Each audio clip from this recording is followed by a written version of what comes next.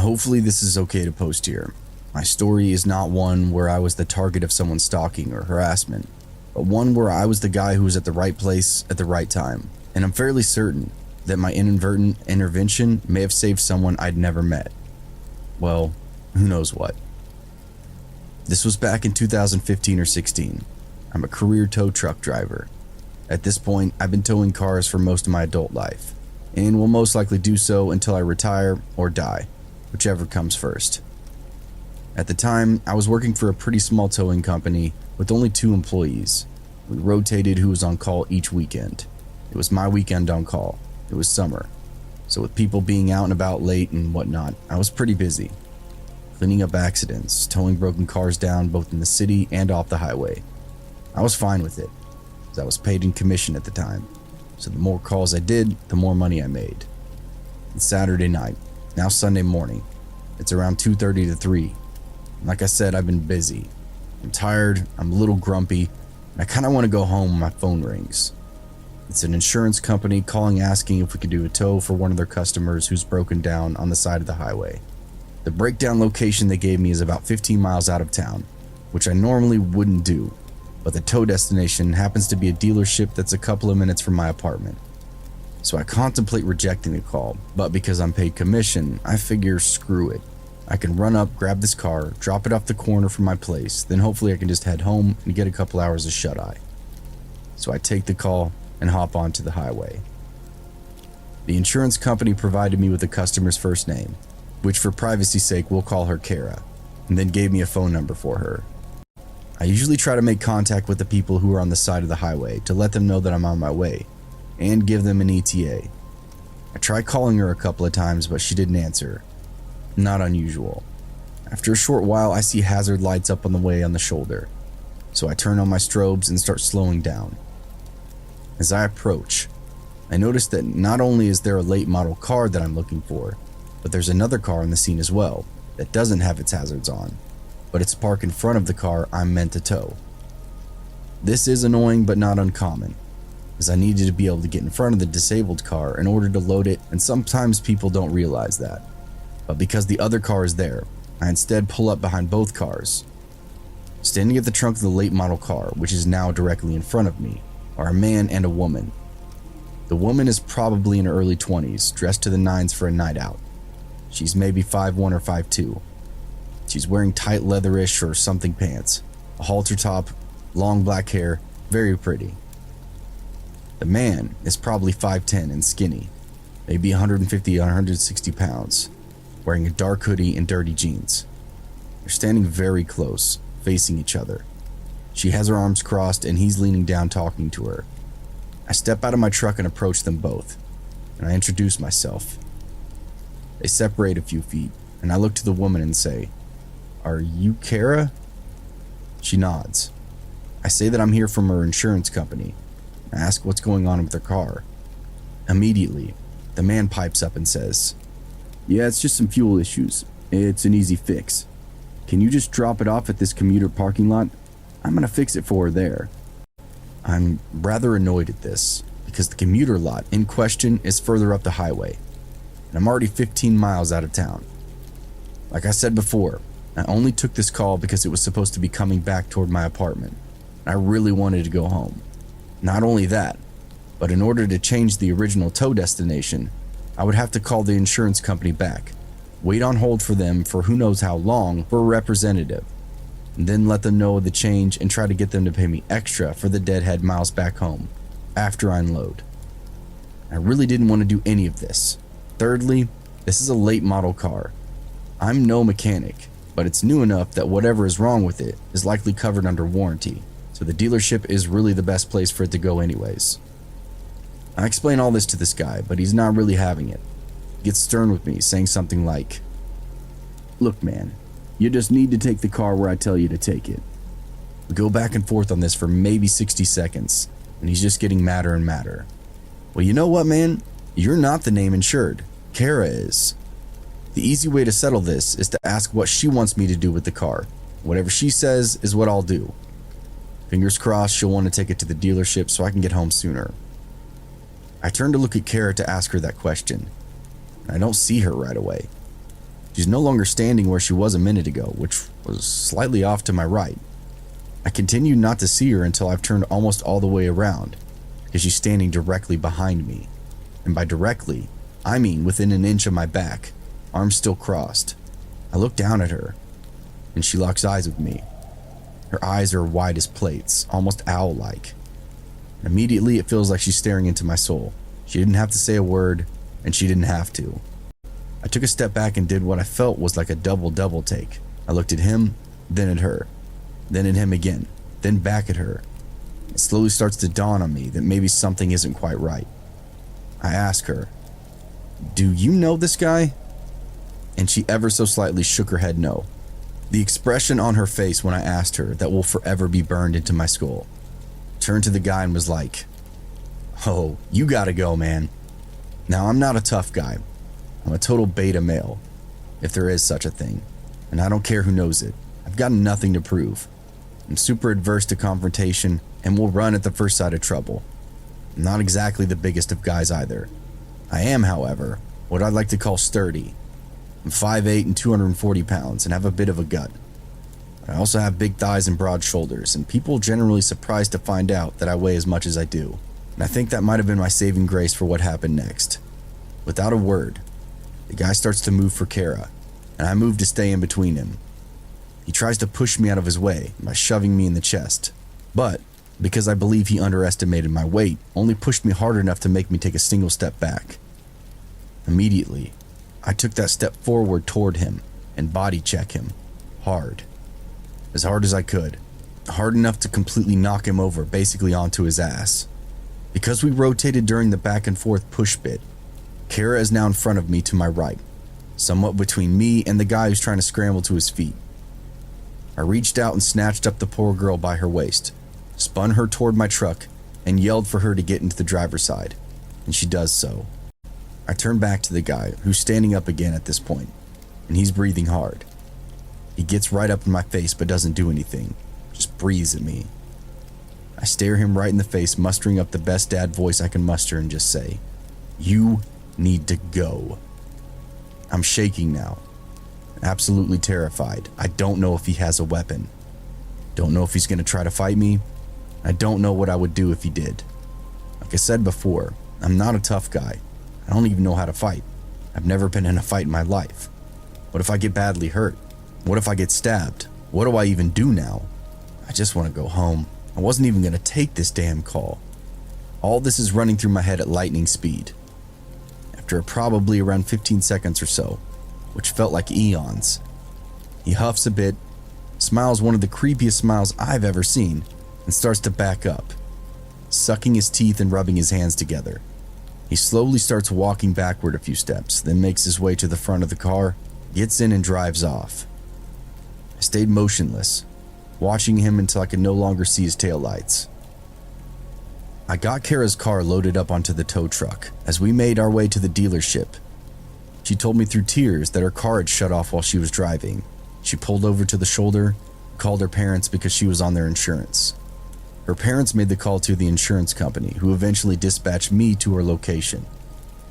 While she was waiting, a bit after she made the call, the guy pulled up in front of her, walked up to her passenger side window, and tried to talk to her, ask if she needed help.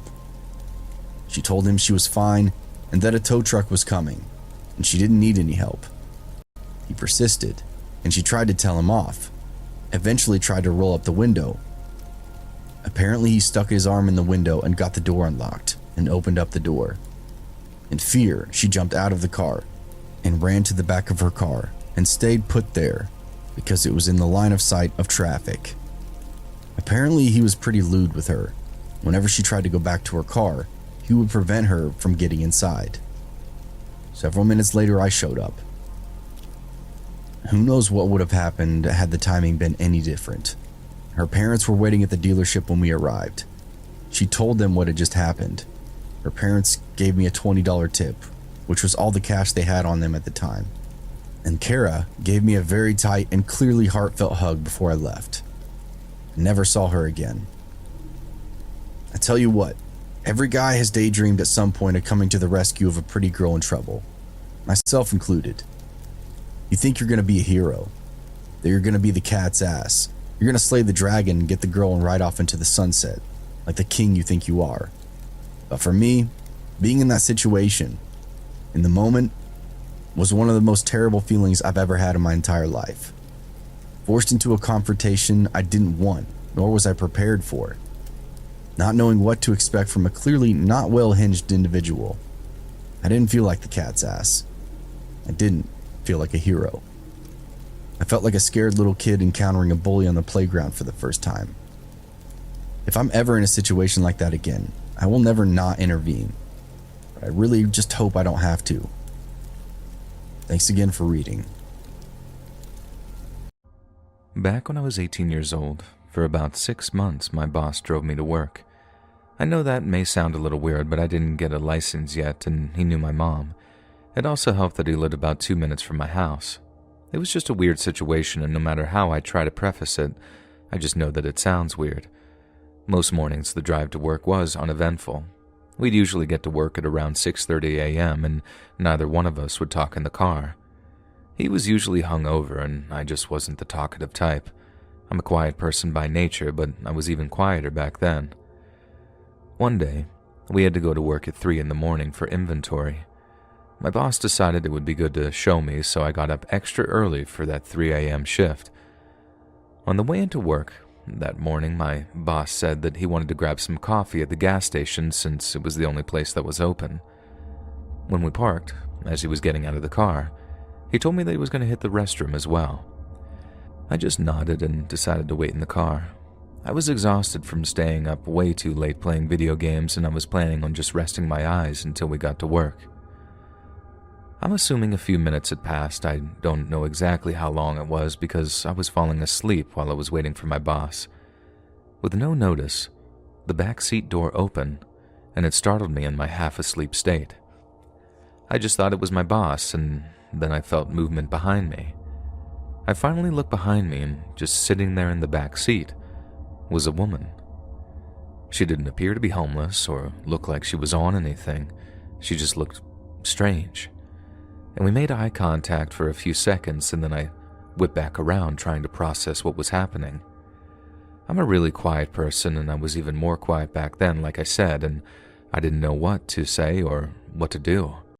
I was just hoping my boss was going to come back out soon. I started to finally work up the courage to ask what was going on, and I was immediately freaked out when I turned around. She was sitting there, now smiling, but looking forward. I don't really know how to describe her eyes. They were cold and dark and seemed almost lifeless, even though she was kind of pretty. Even as I write this, I still can't get the image of her out of my mind.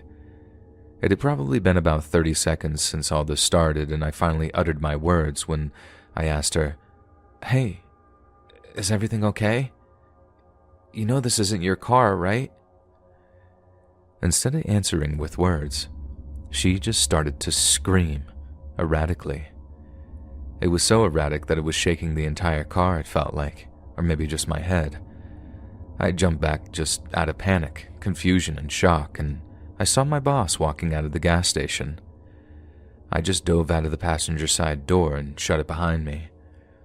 My boss was confused and asked me what the heck was going on, and I just pointed to the woman in the back seat of his car. We both just stood there, almost in amazement and disbelief.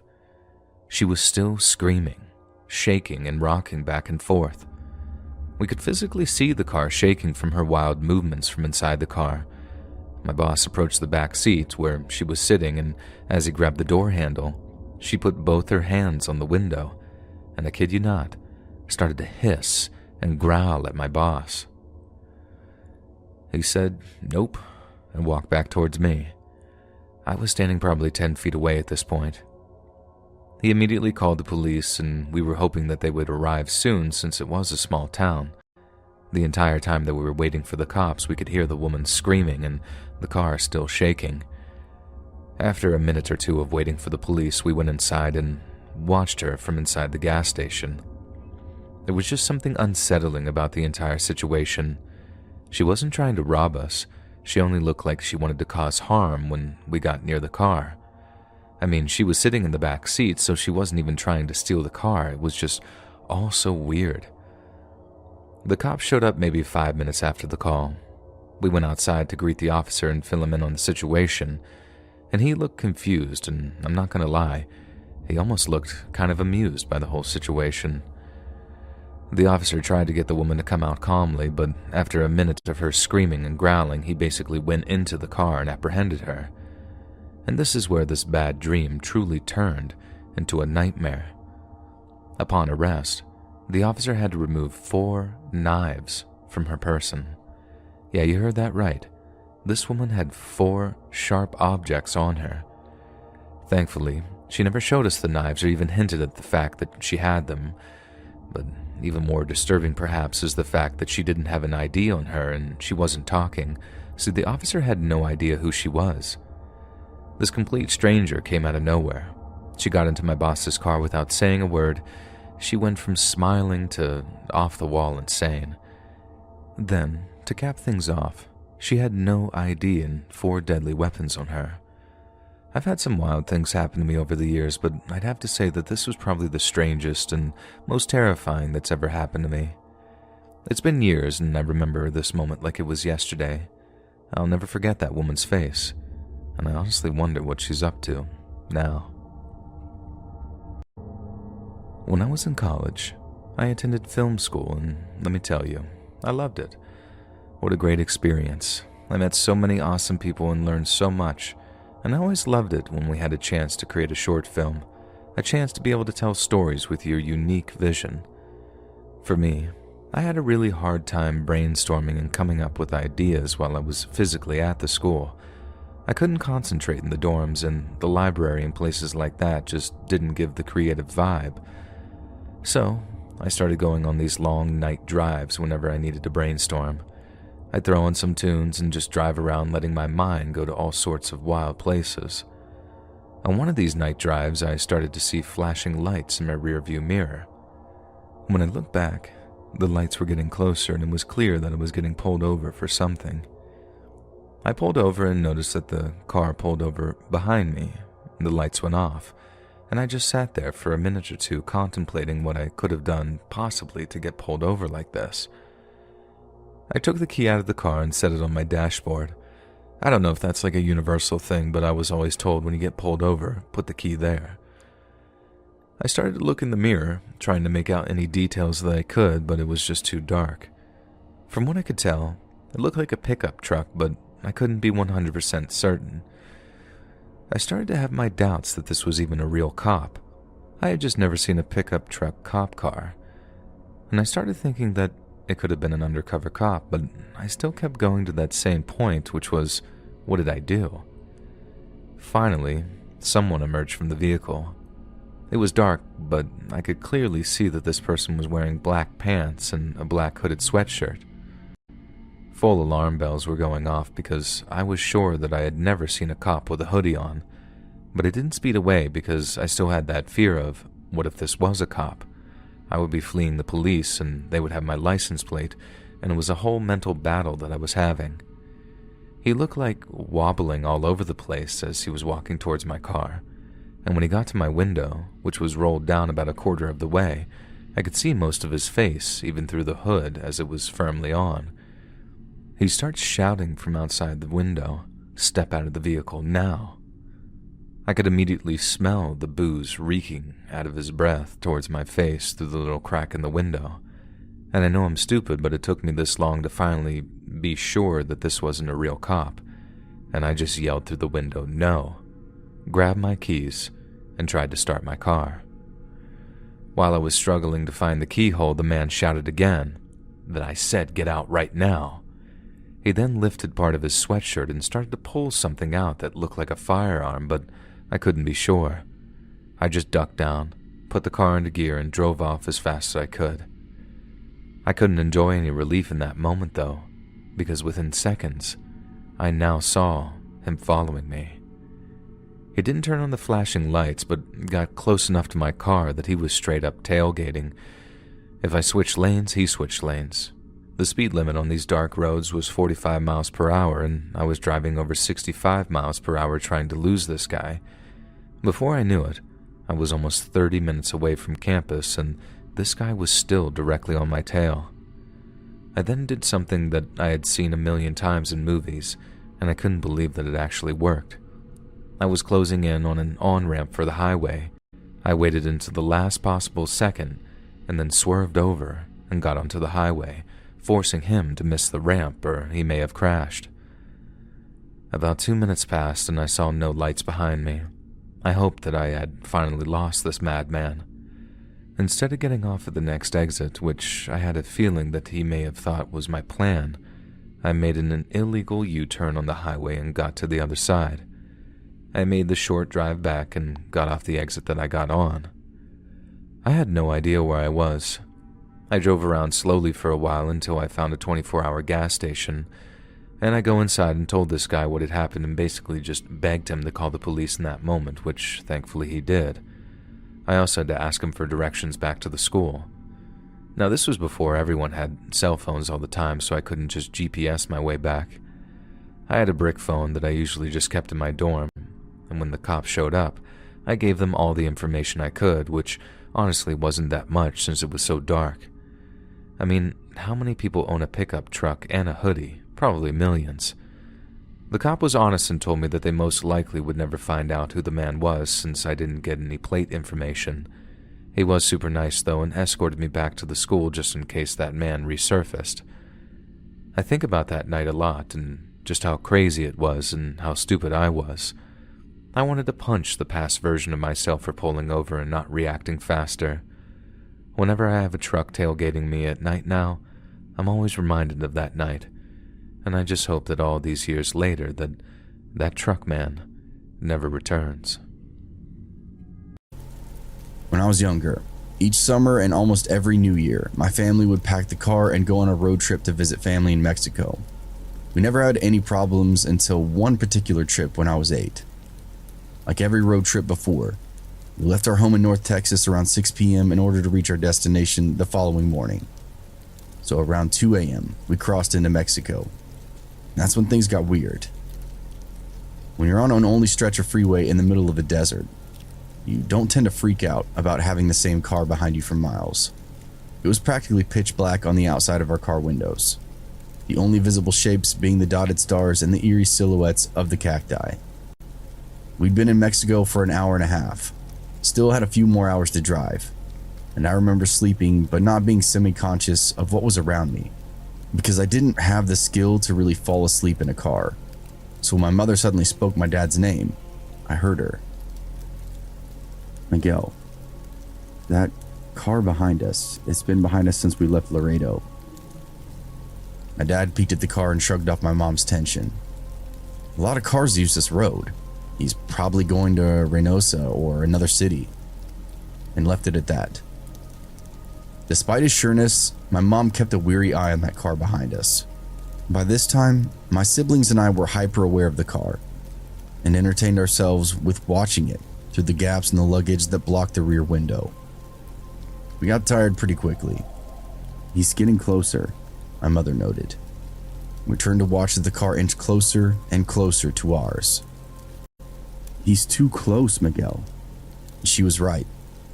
By this time, the car was practically pressed against the rear of our car, and on a lonely stretch of the highway in the middle of nowhere, with another few hours until daylight.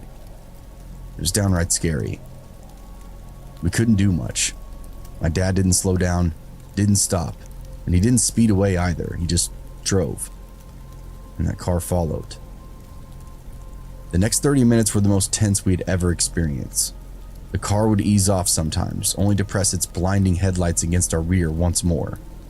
Like he knew he was freaking us out, and enjoyed it. It was during one of the periods that the car had pulled away that my mom spotted a police car up ahead, parked on the side of the road, and she did miss a beat. "Pull over, right in front of the police. Pull over right now, Miguel." And he did. And that car kept driving. I wonder how confused the policeman must have been as he watched my dad park our car right in front of him. The policeman came over and asked what was wrong. My mother urgently told him everything. The car, the way it followed us, and taunted us. The policeman took her claims seriously and told us how people were victimized and had their cars stolen on these empty highways by thugs and criminals. Then he offered to drive behind us for a while to make us feel safer. We drove off with that police cruiser behind us, relieved. Until about 10 minutes later, when we saw something that confirmed the policeman's words and my mother's worst fears. We saw that car pulled over, on the side of the road, waiting.